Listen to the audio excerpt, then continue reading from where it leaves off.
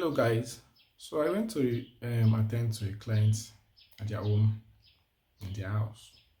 So while I was there preparing to attend to this client, to the patient, I observed the client would not allow the children play with the puppy.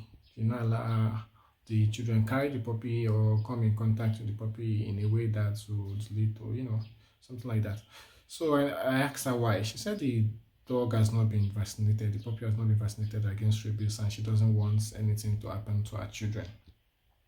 Reasonable, but let me clear this. Let me clear the misconception here. Rabies is a very deadly disease. Yes, it's a very deadly viral disease, and it affects the nervous system of the host. But no animal is born with rabies. No animal is born with rabies. They only get infected when they are attacked, when they are bitten, or when an open wound is exposed to the saliva of already infected animal. That is to say, this rabies virus are found in the saliva of already infected animal. That is when they bite you, the saliva gets in contact with your body, with your skin, and your bloodstream, and the virus travels through it and then to your brain, and before manifestation of the disease starts. So that being said, how do you know your dog is infected with rabies? Well, you wouldn't know until you start seeing sign, and when you start seeing sign, it might be too late already. Yes.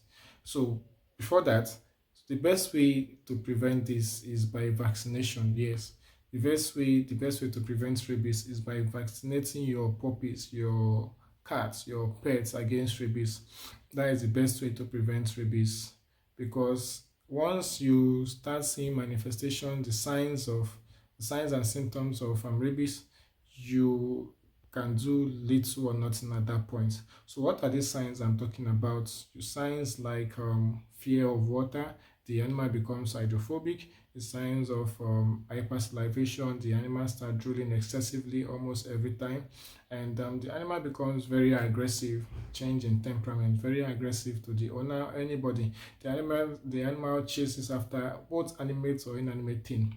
Yeah, all of this and many more are some of the signs of rabies you see when your animal gets infected. And how do they get infected? It doesn't just come with them. Like I said before, they only get infected when they are bitten with animals that already have rabies, or their wounds are exposed to the saliva of animals that already have rabies. So you should try to keep your pet in check all the time. When you are not at home, you keep them locked in. When you are going out, you make sure you are there to observe and know the animal they interact with. And like I said before, the best way to prevent rabies is by vaccinating your pets against rabies. And you can do that when your pet is about 3 to 4 months. You can start vaccinating your pets against rabies. So share this information out and to your friends, so you know, so everybody finds a way to keep the animals safe and all and all and all. Forgive me. So that's it. That's what I just wanted to share to you guys. So you should not, when your puppy, you should not be scared about your puppy having rabies because it's a puppy, because it's a dog, because it's a dog. Yes, it must have rabies. No, that is not true. All right.